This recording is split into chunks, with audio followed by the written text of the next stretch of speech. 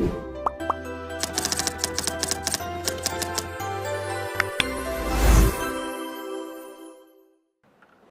pagi Bapak dan Ibu, salam multikultur dari Ubaya.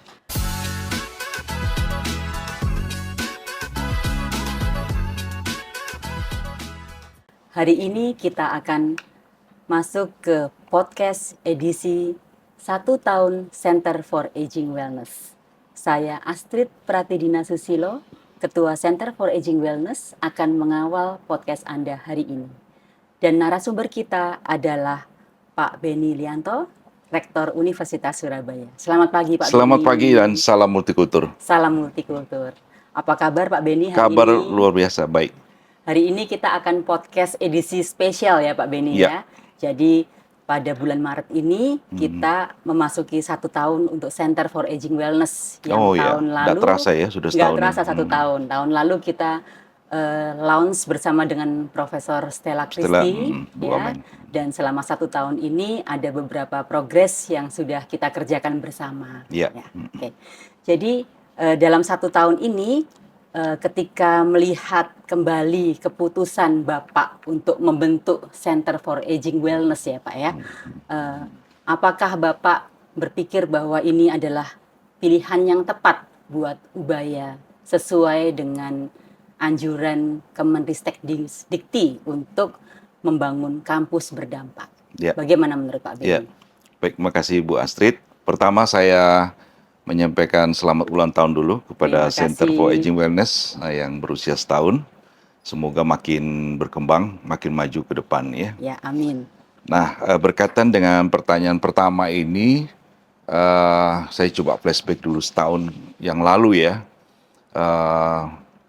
Mungkin yang paling penting perlu kita pahami bersama bahwa keputusan untuk memilih pusat unggulan Center for Aging Wellness ini sebagai satu pusat unggulan dari Ubaya itu bukan merupakan keputusan 1-2 orang, ya, bukan keputusan rektor, bukan keputusan beberapa orang, tapi keputusan yang diperoleh dengan bentuk kesepakatan ya dari seluruh sivitas akademika, para pimpinan yang ada di Universitas Surabaya. Ya. Nah, itu satu.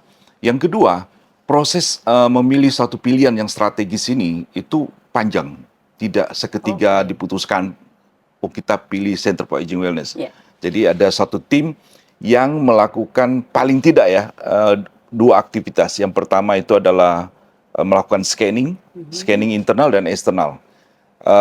Internal itu untuk melihat seperti kita tahu bahwa kita ingin diversifikasi, tetapi tipe yang kita pilih adalah concentric diversification, yaitu harus berbasis dari kompetensi yang kita punya. Baik. Ya, kita tidak mau mengembangkan sesuatu yang kita tidak punya kompetensi.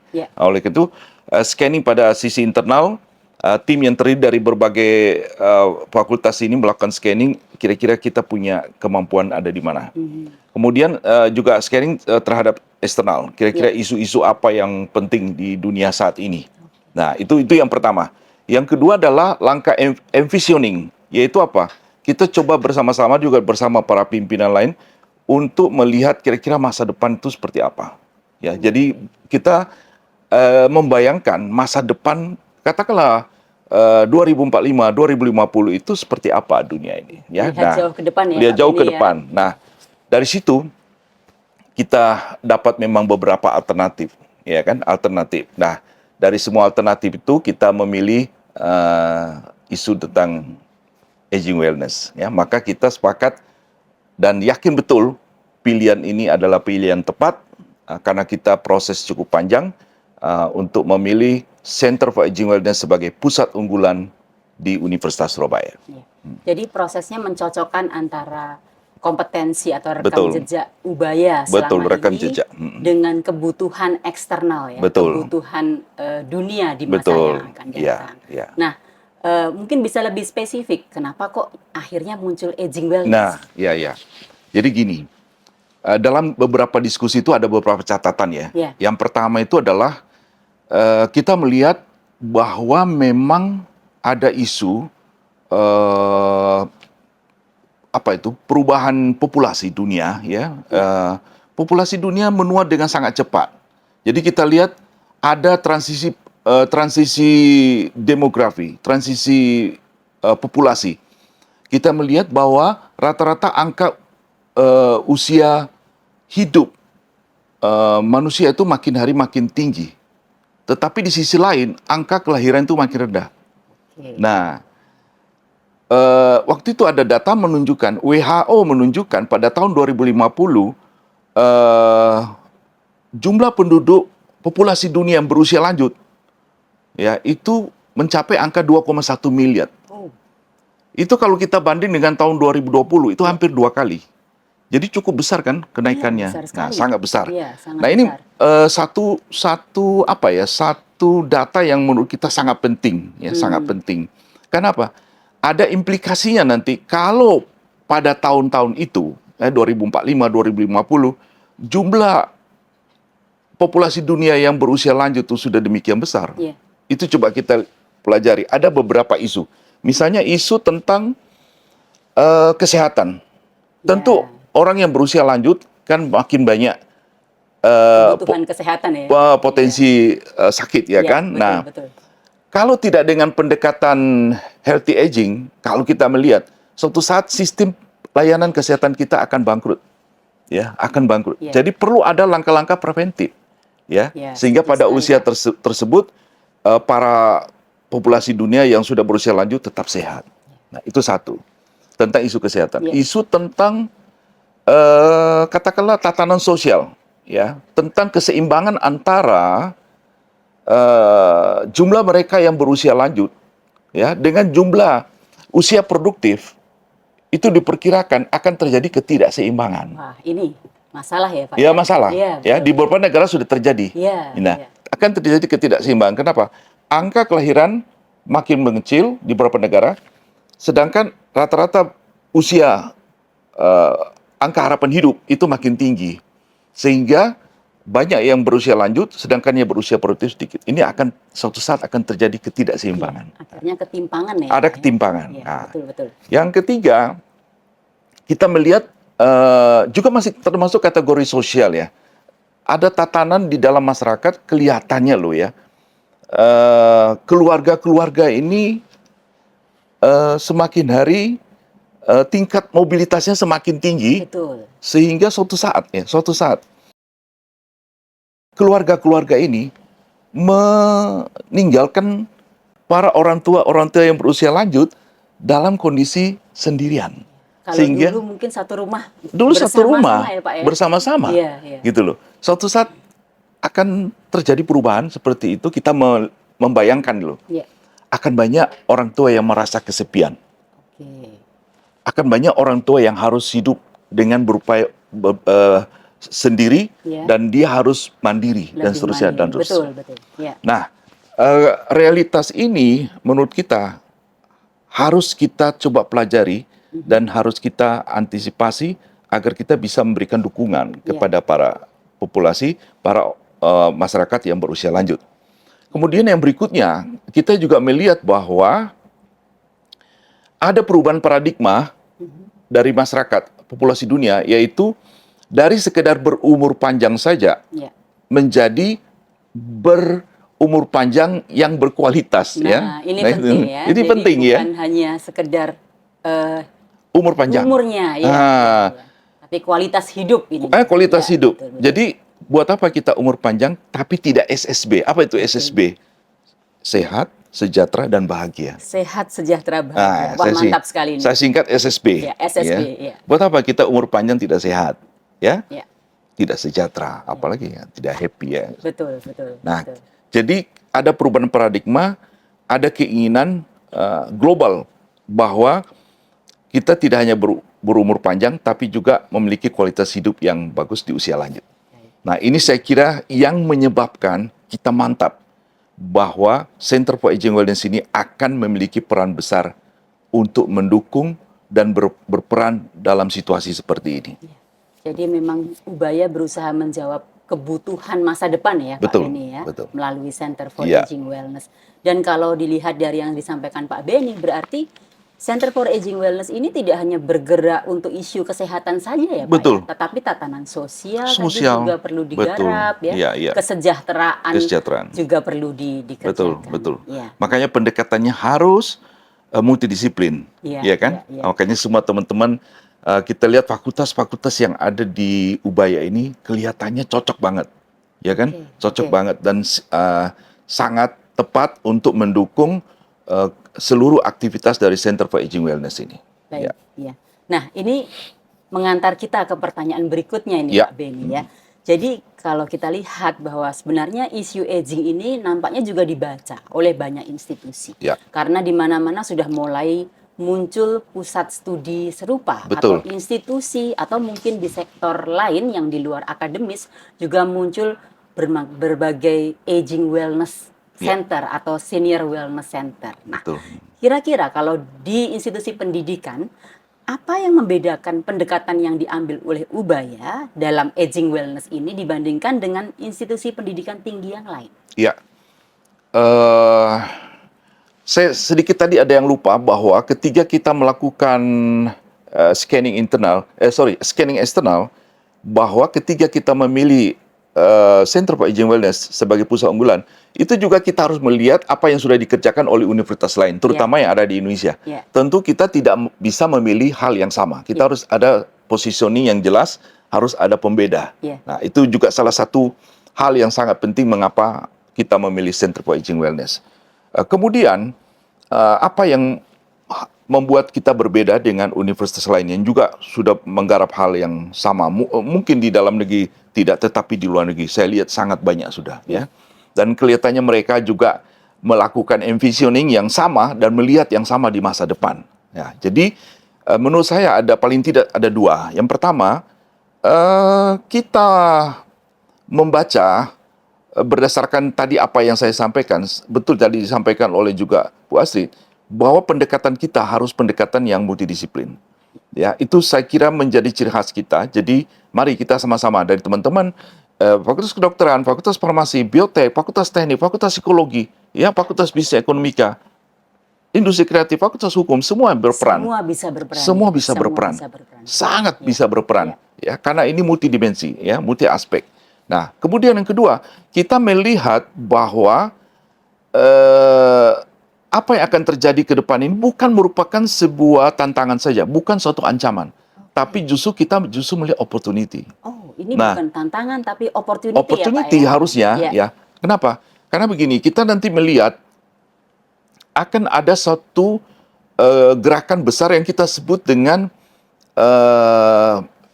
di beberapa tempat menyebut terminologinya itu adalah silver economy. Silver economy. Silver economy, yaitu Apa ini adalah silver economy, Pak? pada suatu tatanan di mana jumlah populasi struktur umur yang memiliki usia lanjut itu mencapai jumlah yang sangat besar. Oke. Sehingga Ya. tentu mereka kan memiliki kebutuhan yang spesifik. Betul, betul. Ya, memiliki kebutuhan yang spesifik. Saya pernah di dalam satu kuliah, ya, perencanaan industri, saya meminta para mahasiswa untuk mengidentifikasi apa saja opportunity yang bisa muncul ketika di tahun sekitar 2050, ketika jumlah lansia itu mencapai angka yang seperti 2,1 miliar. Nah, itu keluar banyak sekali peluang. Mahasiswa bisa brainstorm Ya, banyak peluang ya, banyak Pak, ya? peluang. Nah, saya sengaja mengajak mereka berpikir di tahun 2050 dengan kondisi jumlah lansia yang banyak. Ini adalah sebuah pasar yang sangat besar. Mereka punya kebutuhan yang spesifik, ya. Keluarnya banyak sekali. Mulai dari produk sampai layanan untuk mendukung para lansia ini. Nah, ini luar biasa ya. Berarti mahasiswanya juga bisa melihat jauh ke depan peluang-peluang tersebut. Ya. Jadi sebenarnya Center for Aging Wellness ini adalah merupakan semacam payung, ya, di dalam berbagai kegiatan di Universitas Surabaya, baik pendidikan, riset dan pengabdian. Harusnya begitu.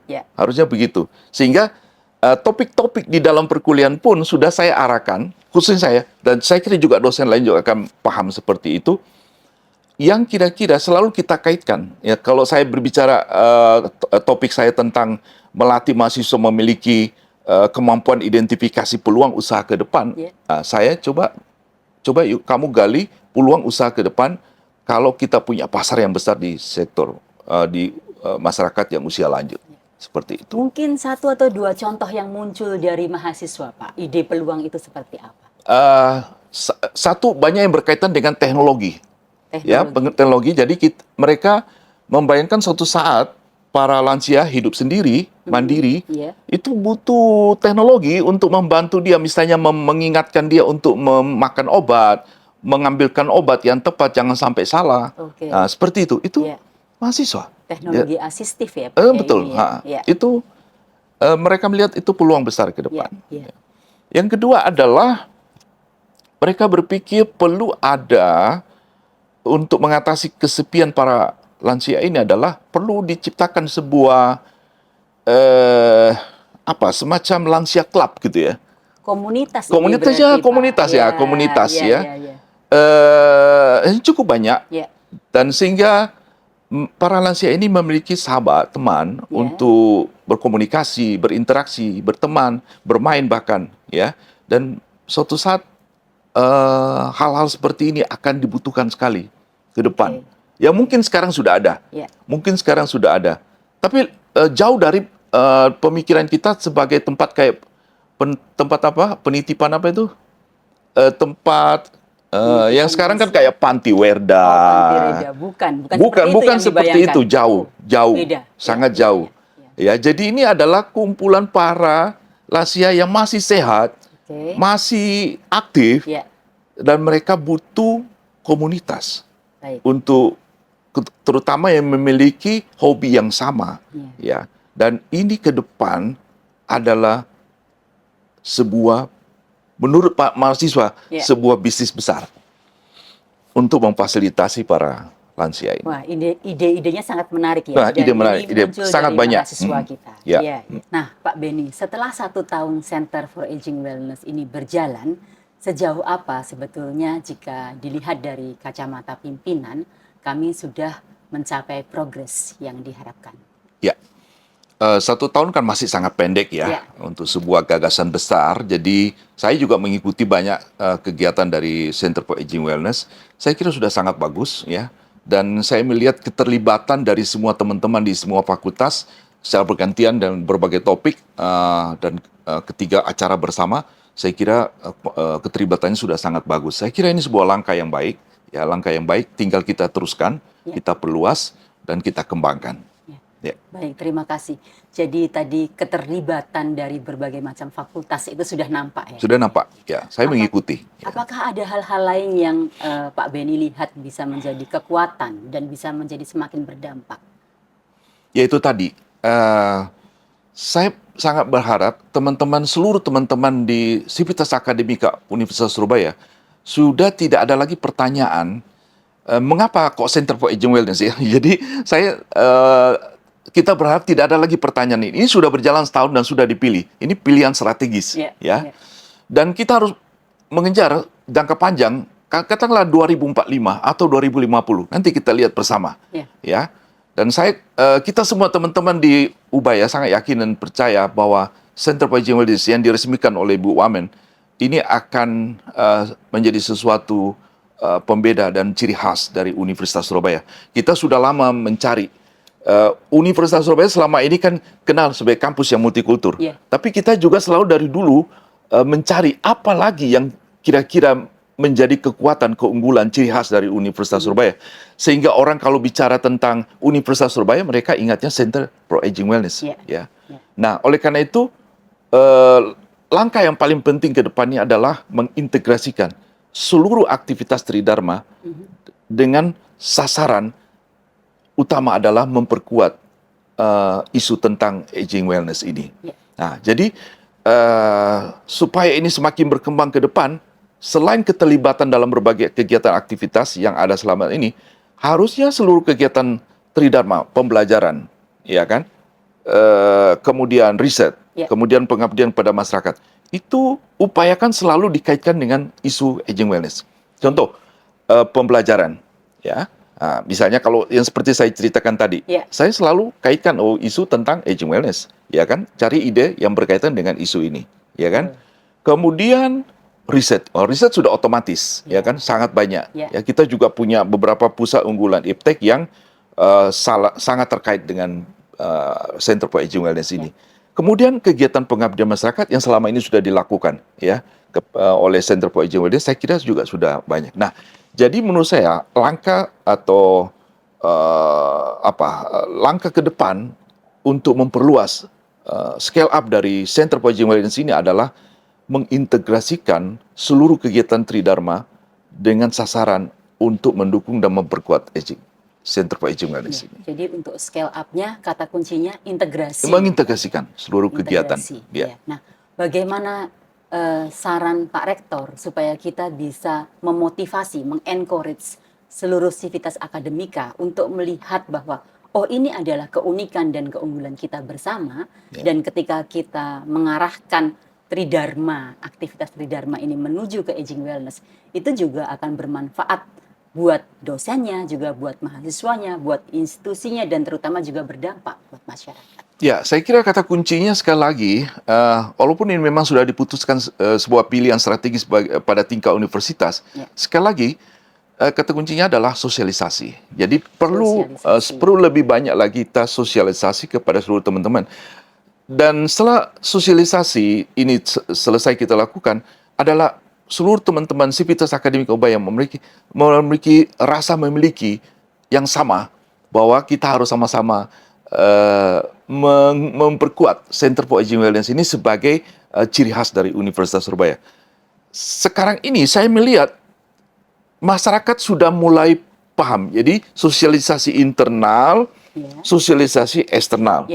Nah, sosialisasi eksternal, saya lihat juga sudah mulai ada tanda-tanda. Jadi beberapa orang yang kontak saya langsung, karena mungkin juga melihat atau mendengar dari orang lain tentang sepak terjang kegiatan dari Center for Aging Wellness dan ingin mendapat kontak hubungan ke Center for Aging Wellness. Saya kira ini berarti masyarakat sudah mulai pelan-pelan mengetahui.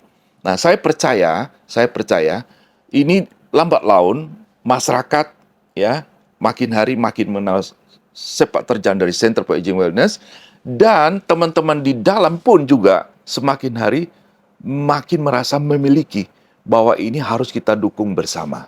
Nah, saya kira yang perlu kita garap, perlu kita kerjakan ini adalah sosialisasi dan membangun rasa memiliki dari teman-teman di internal Ubaya bahwa Center for Aging Wellness ini adalah keunggulan dari Ubaya ke depan. Ya, baik Pak.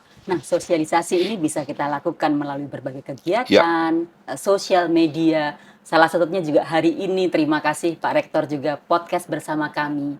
Untuk membangun rasa memiliki ini Pak, mungkin ada saran lebih lanjut. Ya, tadi bahwa kesadaran, saya sering masih beberapa diskusi dengan beberapa teman, Pak, kenapa sih Pak kau milih aging wellness itu? Kok ada isu lain gitu. Ya oke. Ini boleh saja ya, kita berdiskusi kan boleh saja ya. Beda pendapat itu boleh saja ya. Dan kita pun isu yang dia sampaikan itu pun juga isu salah satu alternatif yang kita pertimbangkan saat itu gitu loh. Jadi yang paling penting adalah kita harus banyak berdialog, banyak berdiskusi secara terbuka dan menunjukkan fakta-fakta yang lebih banyak kepada teman-teman yang mungkin belum yakin bahwa isu tentang healthy aging atau aging wellness ini ke depan itu adalah isu yang besar sekali. Ya, satu isu yang menjadi tren besar di masa akan datang. Jadi kalau kita lihat, kita terbuka kok. Misalnya isu tentang kenapa tidak bicara tentang teknologi Pak? Misalnya kecerdasan buatan. So, itu juga sesuatu ke depan ya. Kenapa tidak isu lingkungan Pak? Ya, tentang isu lingkungan. Isu juga yang sangat besar. Itu isu besar juga. Ya. Jadi ada banyak isu besar yang kira-kira ke depan. Saya rasa memang tidak tunggal isunya ke depan ya. Isunya akan banyak beberapa isu bersama isu tentang aging wellness, tapi saya melihat bahwa semua isu-isu besar ini bisa saling mendukung, Baik. saling terkait, Ya, ya. Dan bukan berarti kita tidak mengembangkan isu-isu yang lain, kita juga kembangkan, ya. gitu loh. Tapi kita sudah memilih satu, ya, yang menjadi unggulan Ubaya ke depan. Nah, jadi menurut saya rasa memiliki ini bisa muncul kalau mereka tuh semakin yakin dengan data dan fakta yang kita tunjukkan. Dan Oke. kita harus banyak membuka ruang-ruang dialog, ruang-ruang diskusi Ya. secara terbuka dengan teman-teman ini. Jadi memang kuncinya adalah menjahit satu titik ke titik yang lain ya, Pak Ya, Beni ya. betul, betul. Karena seperti tadi disampaikan bahwa mungkin artificial intelligence, isu lingkungan adalah isu yang juga besar, tapi kalau dilihat ya bisa dihubungkan, Bisa bisa dihubungkan, dihubungkan. saling mendukung. Ya, Ya. kami punya satu podcast tahun lalu yang judulnya adalah Lansia Jago AI. Nah, Ya, ya kan? jadi sebenarnya juga kita sudah melihat bahwa kalau kita punya AI ini menjadi salah satu teknologi yang bisa mendukung Betul, aging wellness sangat ya. betul. Sementara isu lingkungan pasti tidak bisa lepas ya Ya. dengan wellness, dengan healthy aging. Ketika kita berada pada lingkungan yang mendukung, maka otomatis wellness itu akan lebih mudah diwujudkan. Kira-kira Ya. kita coba untuk menghubungkan seperti itu ya, Pak Beni Betul. ya. Nah, Ya, baik. itu saya kira cara juga yang paling tepat untuk bisa mengajak semua pihak Ya. ya untuk bisa terlibat bahwa semua yang kita garap ini bukan isu tunggal Ya. tapi isu yang saling terintegrasi di masa depan. Ya. Nah, berikutnya untuk mahasiswa ini Pak Beni, terutama untuk mahasiswa S1 yang notabene Gen Z gitu ya. Kadang-kadang buat Gen Z ini bicara mengenai aging itu terasa agak jauh Agak gitu jauh ya, ya. agak jauh gitu. Apa hubungannya dengan kami gitu. Pengalaman beberapa teman ketika menawarkan topik skripsi yang hubungannya dengan aging, mereka pikir saya mau garap yang hubungannya sama Gen Z saja. Ya. Padahal sebenarnya kalau kita lihat ini bisa juga relevan untuk mereka. Nah, apakah Pak Rektor punya pesan khusus ini untuk teman-teman mahasiswa terutama yang Gen Z? Bagaimana bisa ikut berkontribusi di dalam mewujudkan aging wellness? Ya, satu saya kira kita Ya. harus membawa isu aging wellness yang terkesan ini adalah isu tentang orang tua ya, Ya. ke isu mereka, isu Gen Z. Ya, artinya eh kita ini kan berbicara masa depan ya. Ya, Berbicara masa depan itu juga sangat tergantung dengan apa yang kita lakukan sekarang. betul, betul. Anda boleh usia 20, 30 sekarang, tapi 2050 Anda juga bisa masuk kategori sebagai kategori lansia juga kan, Ya, gitu loh. betul, betul. Dan kita harus sebenarnya langkah ini bukan tindakan kuratif ya, tapi Ya. merupakan langkah preventif. Langkah preventif. Jadi harusnya mulai sejak muda orang sudah banyak harus mempersiapkan diri ya supaya dia bisa memiliki kualitas hidup.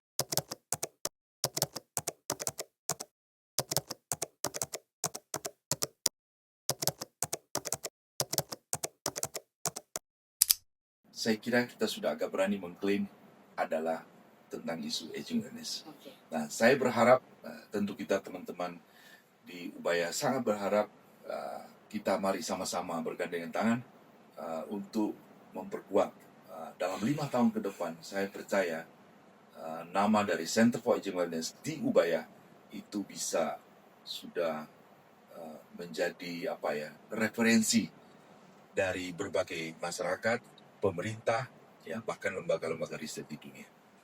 Harapan ini. Terima kasih banyak Pak Beni, dan kami dari tim Center for Aging Wellness juga mengharapkan dukungan berkesinambungan dari pimpinan Pasti. universitas Ya. dan seluruh sivitas akademika Ya. Ubaya. Baik, terima kasih. Kami berharap bahwa hari ini diskusinya merupakan salah satu refleksi 1 tahun Center for Aging Wellness yang nanti akan membantu mengantar kita menuju Ubaya Kampus Berdampak. Salam multikultur.